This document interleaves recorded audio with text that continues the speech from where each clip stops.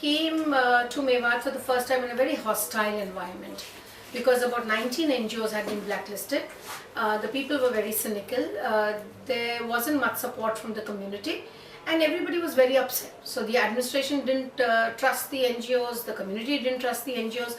But in this kind of environment, we thought that this was the best possible time to intervene. We realized that there was a lack of information amongst the people because this is a hard to reach population. They are very obscurantist in their attitude, they are backward, they are marginalized, they are they follow the Tabligh-e-Jamaat, they don't believe in opening up to everyone, so it's a bit of a closed community. So in that kind of environment, we felt that information was one thing which had to be reached out to.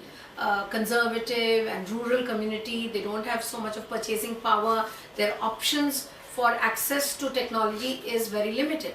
Although we call ourselves an IT country, but if you can count the number of households that have a computer on just the tips of your fingers.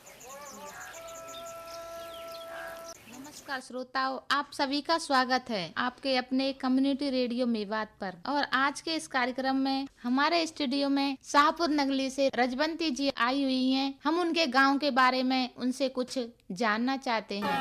परेशानी है तो है ही भाई, खारी पानी है। पानी के बारे में लगाओ, पानी खारी पानी पी रहे हैं, बच्चा बीमार हो रहे हैं, ढोर बीमार हो रहे हैं, या वजह से लगायो हो। जोड़न में गंदे संदे पानी है, बच्चा नहावे है, लड़का नहावे, कपड़ा उसमें धुए हैं, खुजली हो जावे, या वजह से लगायो। पानी है 8 से में 7 से में, गरीब भी है अमीर भी है, सब तरह के ही तो पानी की परेशानी ज्यादा है।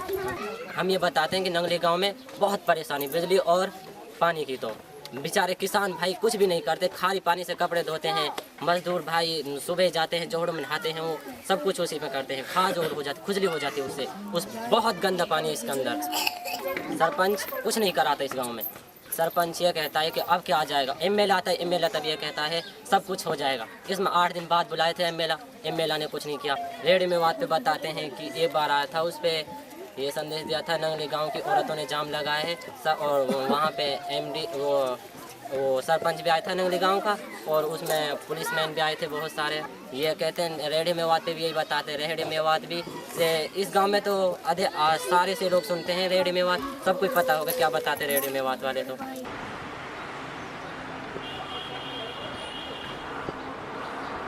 About 5 to 10% of the households have television.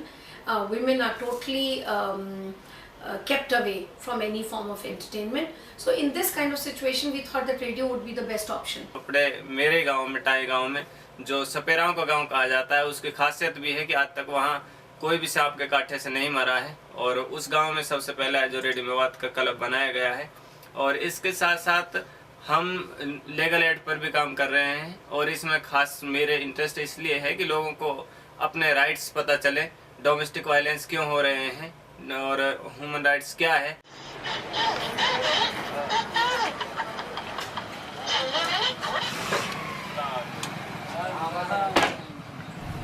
Radio Mewat programme में डेली वे सुनता हूं, जिसके माध्यम से मुझे ये पता चला कि आरटीआई किस तरह आपको किस तरह जानकारी मिल सकती है। उसके बाद फिर मैंने आरटीआई लगाई नूह बीडीपीओ के पास, तो उसने मुझे कुछ जानकारी कुछ दी अधूरी दी। कोई बात अगर हमें शक है, हमारे मेंबर पंचायत, कोई भी ब्लॉक या बिजली बोर्ड, वाटर सप्लाई, पशुपालन, कृषि विभाग, कोई भी संस्था, सरकार से तो स्कीम आ रही है, वो बीच में वो स्कीम अधूरी रहकर खाली कागजों में रह जाती है। तो अब लोग बाग इस बात से जागरूक होकर तो उसको पता तो चले कि ये पैसा कहाँ आया कहाँ नहीं आया, वास्तव में सरकार ने भेजा है या बीच में ही खा गए। इससे पहले पता ही नहीं था जानकारी के बारे में। पहली बात ये कि ये रेडियो मेवात है, ये हमारी अपनी मादरी देहाती जबान में लोग प्रोग्राम नशर करते हैं, लोगों को अच्छी तरह समझ में आ जाता है। जो हमारा हक है वो हक हम लेने के लिए तैयार है। तो यहाँ के लोग हमारा शुरू में तो कोऑपरेट नहीं कर रहे थे, क्योंकि मैं भी मेवात से बिलोंग करता हूँ। और अब उनको समझ में आने लगा है कि वास्तव में ये हमारे लिए एक बहुत अच्छी जानकारी का साधन है।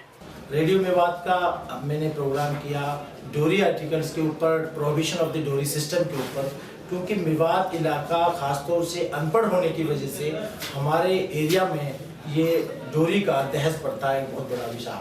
तो उससे लोगों को घर बैठे अपने बजाय कि वो कोर्ट में आए, कचहरी में आए, तहसील में आए, वहाँ जाके इन्फॉर्मेशन लें, वो इन्फॉर्मेशन उनको घर बैठे मिल जाती है।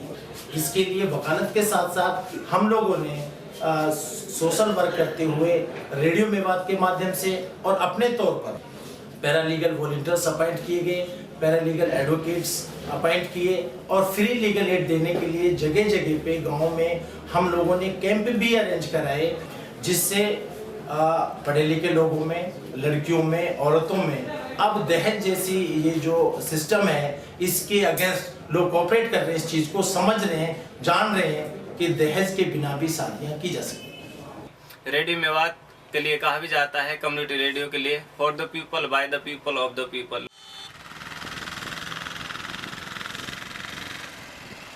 We have an FM band, so people can listen to us on their mobile phone. So even if you buy, say, a $10 mobile phone, you can still listen to Radio Mewaat. Minimal infrastructural facilities here. There are huge power outages. There is a lot of problem where technology is concerned. If anything goes wrong, even we have to rush to Delhi, which is 70 kilometers away. So in this kind of scenario, the investment on technology is very, very minimal. And we were really surprised by the response we got. The community was willing.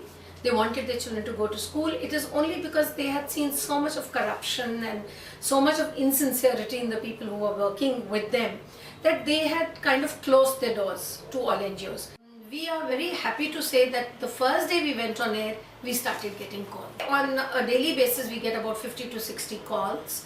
A lot of people are engaged with our community radio station. All the people who manage this radio station are from the Maeve community, who've been trained to report, who've been trained to do their research, who've been trained to edit, and who've been trained to go on air. So it is, in the true sense, a true community radio.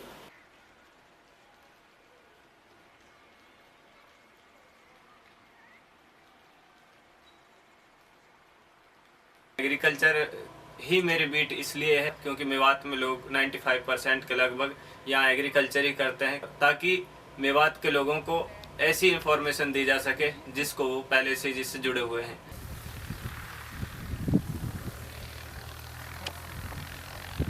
मैं बहुत अच्छी खेती करता हूँ और बीज भी आज की जो नई तकनीकी से और उसी हिसाब से बोता हूँ।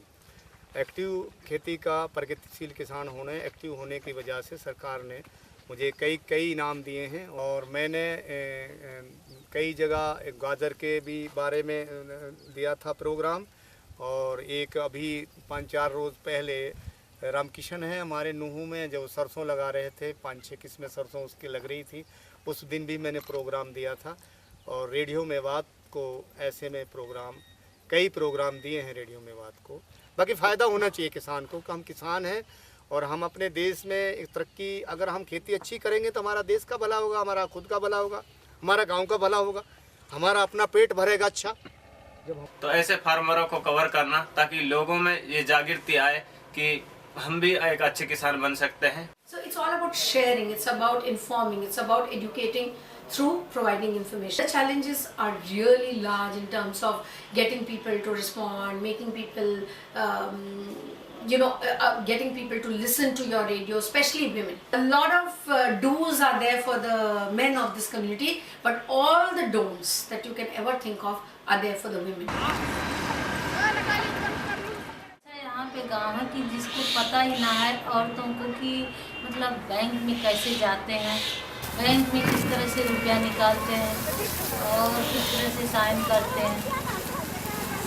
हैं, तो उनको कुछ नहीं पता। फिर हम अपने रेडियो के माध्यम से उनको बताए थे कि मतलब अपने 100 रुपये इकट्ठा करके बचत करो, उसमें अपने चाहो तो स्वयं सहायता समूह बना के भैंस पालन भी कर सकते हो, घर का खर्चा आराम से चला लोगे, चूड़ी का दुकान भी कर सकते हो, बच्चों का खर्चा निकल जाएगा।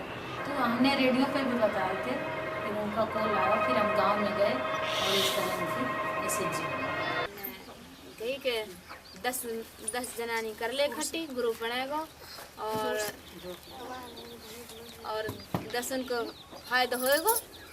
फायदे हमारा बनवाए हैं, ये भरने पड़ेंगे लोन के पैसा, फिर बाद में नफा मिलेगी।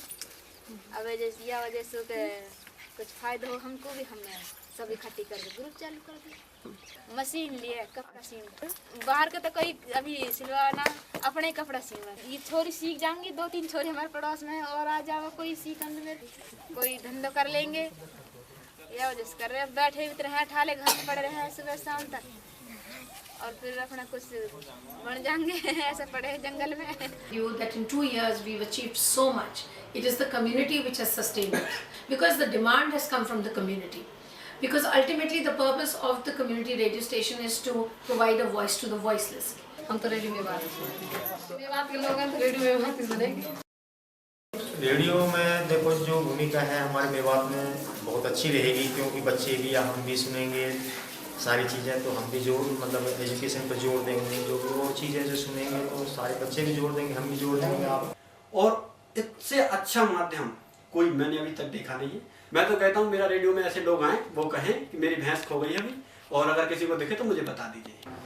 जिसके पास सूचना है वही विकास कर सकता है। साक्षर मेवात, संपन्न मेवात, स्वस्थ मेवात और स्वच्छ मेवात, एक सपना हम लोग देखते थे। तो ये जो स्लोगन थे ये रेडियो मेवात के माध्यम से ही जनता के बीच में गए हैं। तो सारी चीज़ें हैं बदल रही हैं और एक नई सोच मेवात में आ रही है और इस नई सोच को हम आगे जारी रखना चाहते हैं। कदम उठता है तो थोड़ा सा जमीन हमको देखनी पड़ती है, कहीं दलदली तो नहीं है, फंस ना जाए हम उसमें।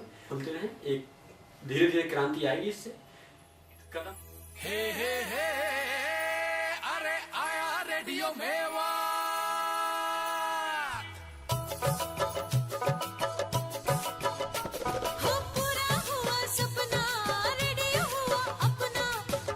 रेडियो मेवात, अरे अपना रेडियो मेवात, मेरा